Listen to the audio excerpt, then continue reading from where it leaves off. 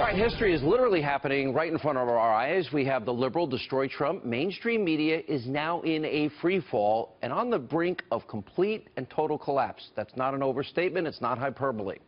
Now, these propagandists and champions of fake news continue to be exposed day after day, and CNN is leading the way. Now, I'm going to share my advice for the head of CNN, their chief of fake news and propaganda news, Jeff Zucker, in just a minute. Jeff, I'm trying to save your career. But first, let me explain how one of the biggest anti-Trump networks has lost all their credibility and can no longer be trusted by you, the American people. Now, at this point, we should put CNN 6 feet, you see right there, underground for repeatedly spreading lies, propaganda, black helicopter, tinfoil hat conspiracy theories, and for viciously trying to take down this president. Now, let's just look at some of the network's many controversies and scandals they've had. Now, there's the image of CNN's former New Year's Eve co-host. Really, it's so graphic. Every time we show you, we have to put a warning on the screen. Kathy Griffin, posing like an ISIS fighter.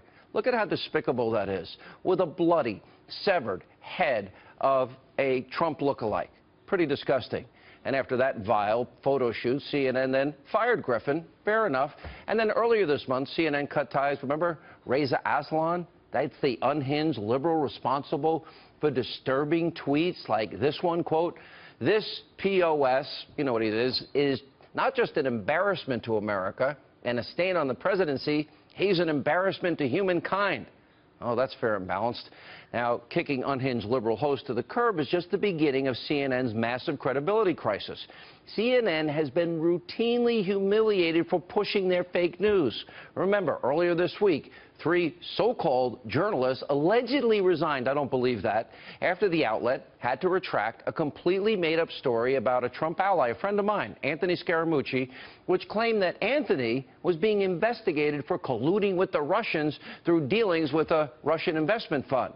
You know, CNN and the rest of the destroy Trump media, they have tried to play it off, oh, it's just an honest mistake, and say that CNN did the right thing. They retracted the story. But according to an explosive report in the New York Post, it appears that CNN may have been forced to correct the fake news hit piece. Take a look at this headline. CNN faced a $100 million lawsuit over botched Russia story. Now, according to the Post, CNN quickly retracted the story. Why? Anthony Scaramucci threatened a massive libel lawsuit.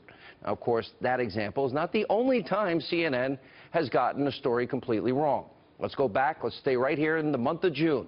June 16th, the network had to delete a tweet and issue a correction for saying, oh, only Democrats were praying before the congressional baseball game. Remember after Steve Scalise was shot in the assassination attempt?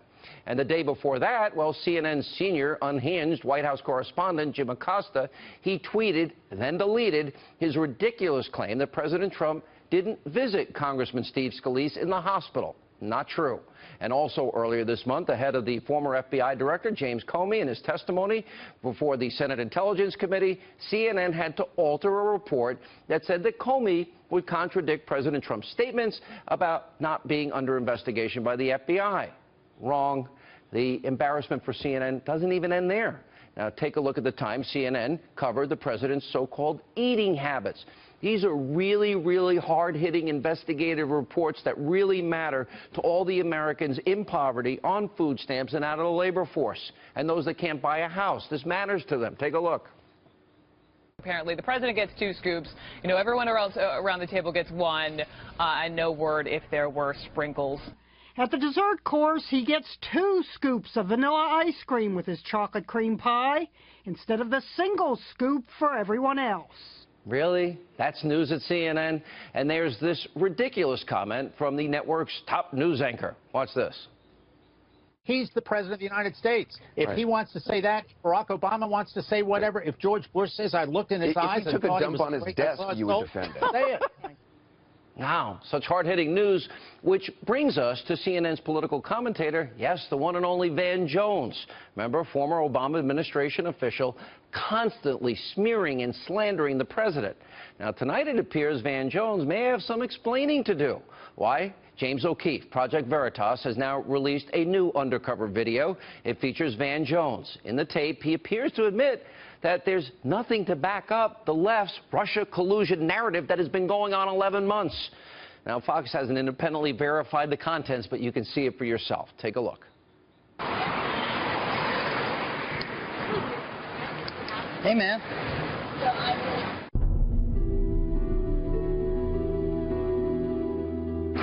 The Russia thing is just a big nothing burger. Really? And just yesterday, James O'Keefe, Project Veritas, released yet another undercover tape, which apparently shows a CNN producer finally just admitting the truth that the network has a massive anti-Trump agenda. Okay, yeah, we haven't been able to verify, but we have. Take a look. Watch. You win because you know the game and you play it right. She didn't play it right. Then why is CNN constantly like Russia this, Russia that? Because it's ratings. Because it's ratings? Our ratings are incredible right now. My boss, a couple days yesterday, we were having a discussion about this dental shoot, and he's like, I just want you to know what we're up against here. And he goes, just to give you some context, President Trump pulled out of the climate accords, and for a day and a half we covered the climate accords, and the CEO of CNN said in our internal meeting, he said, good job everybody covering the climate accords, but we're done with it, let's get back to Russia. But honestly, you'd think the whole Russia is just like could be.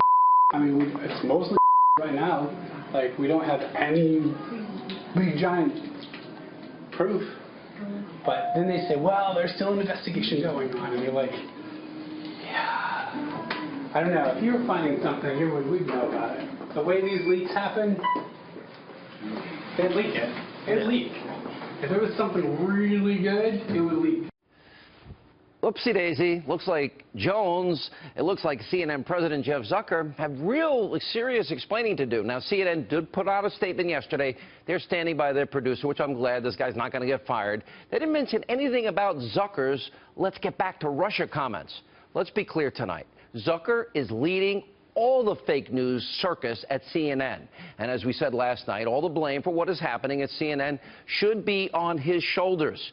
Now, he's positioned his network to be one of the mainstream media leaders in trying to take down the president, this anti-Trump hate. He needs to be held accountable. And tonight, I'm going to do Jeff Zucker a favor.